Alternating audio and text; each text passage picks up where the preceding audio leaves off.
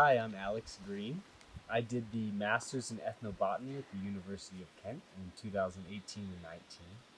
And the program gave me an opportunity to combine the perspective of anthropology with some of the insights from ecology and the biological sciences. For me, this was really important because I had studied comparative religion during my undergraduate and then gone on to work in field biology for many years in the United States. But I found that something was lacking in both of those approaches. And the Masters in Ethnobotany gave me an incredible opportunity to combine the study of ecological systems with the study of human systems. The program attracts students from all around the world and from a wide range of backgrounds. Some of them were coming from anthropology, some from ecology, some from business or herbalism, farming. Many different things had brought this group of people together. I think that I learned at least as much from my fellow students during the program as I did from my professors. The professors themselves have a wide range of research experience all around the world.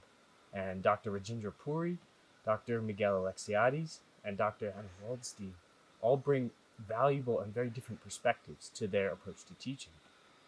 In addition to the actual faculty, there's an incredible partnership that the University of Kent has with Kew Botanic Gardens. Kew is probably the oldest and best botanic gardens in the world in terms of its research facilities. Students have the opportunity to work with a wide range of staff members and research scientists based at Kew, including Mark Nesbitt, the director of the gardens, who often helps students develop their dissertation research projects. Uh, Other friends of the program include Roy Ellen, who was the founder of the Ethnobotany Masters program, and he still stops by the laboratory at least once a week to meet students and brainstorm with them about their research and their ideas. There's also Michael Heinrich, the director of the University College of London School of Ethnopharmacology, and the students of the Masters in Ethnopharmacology at UCL and the students of the MSc in Ethnobotany at the University of Kent have several exchanges throughout the semester when they're able to meet and share ideas. There's also a series of visiting lecturers who are sometimes alumni of the program and come and exchange with the students throughout the year.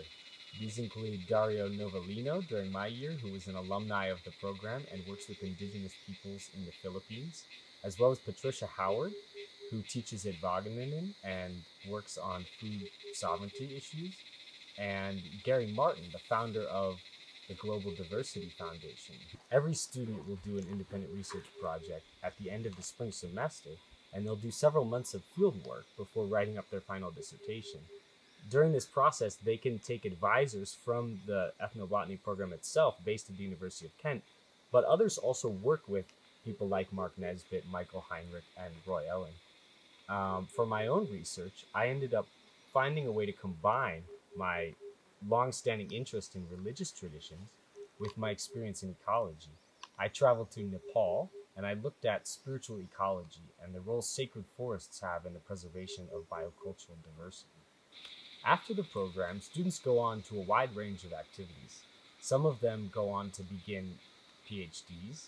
Some of them take jobs and put to use the skills they've developed during the program. And others of us have actually found ways to continue doing independent research. I was lucky enough to receive grant support from the National Geographic Society to continue doing independent research after the master's program was completed. So I went to Thailand and did 6 months of research on human elephant knowledge exchanges and multi species culture. After the research in Thailand, I received another grant to actually return to the site of my master's research in Nepal. That's actually where I am right now. I'm speaking to you from the middle of Agorali Community Forest in Darchula province of far western Nepal. We're only about 20 kilometers here from the Mahakali River, which is the border between India and Nepal. And we're within what's called the Kailash Sacred Landscape, a wide ranging landscape characterized by holy mountains and ancient spiritual traditions. I'd like to tell you a little bit more about the research project that we're doing today, and I'm going to invite my collaborator, Jagdish Bhatta, to join me. I'm Jagdish Bhatta from the same Darchula province, which we are currently right now, and I'm currently the master's students in the Agriculture and Forestry University of Chitwan. I met Alex when he was doing his master's research in the same province which I'm from, and we had a really and currently we are collaborating together in this research project which Alex is talking about. Yeah, it's been an incredible opportunity to come back together after 2 years, and we've both moved on with our own research careers, and we're now able to build on the research that I originally started doing the master's program at the University of Kent. One of the incredible things about studying the interactions between plants and people is that although you start with something that seems very simple, how someone eats a wild plant, how they use it for medicine, it quickly pulls you into the whole world of culture. And that's exactly what's happened to us with our current research project. We started out here 2 years ago just looking at what wild plants were used for food, medicine, fodder, and the many other needs of daily life. We found out that actually people are preserving the local resources here because of their spiritual beliefs. And so we've come back to the same community basically to study at more detail what those beliefs are and why the beliefs that people have about their gods and their history help them to preserve their local environment. The key to all of this is a form of sacred oral literature called Joda. Do you want to tell us a bit more about Joda? Yeah, Jora is the myth of God, which is in the song, which is sung by people during the specific festivals, and it's a story of all the landscape and the plants and the mythology and the story of the god and the people, basically, which have migrated from the place where they were to this part of the world. And so, by remembering their history through singing these Joda, people understand their past and they understand how it is that they're connected to and even related to the landscape that they live in.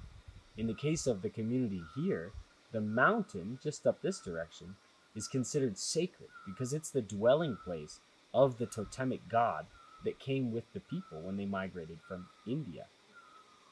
The Masters in Ethnobotany program gave me the incredible opportunity to focus all of my energy on learning. And it also provided the support from the faculty, the other students, the friends of the program to really make my research dreams come true. I think for any student who's interested not only in human plant interactions and traditional ethnobotany or ethnobiology, but the whole world of biocultural diversity and sociocultural systems, the ethnobotany program is an incredible opportunity to deepen your learning while also helping you create exciting, impactful research which addresses some of the pressing problems of our modern world.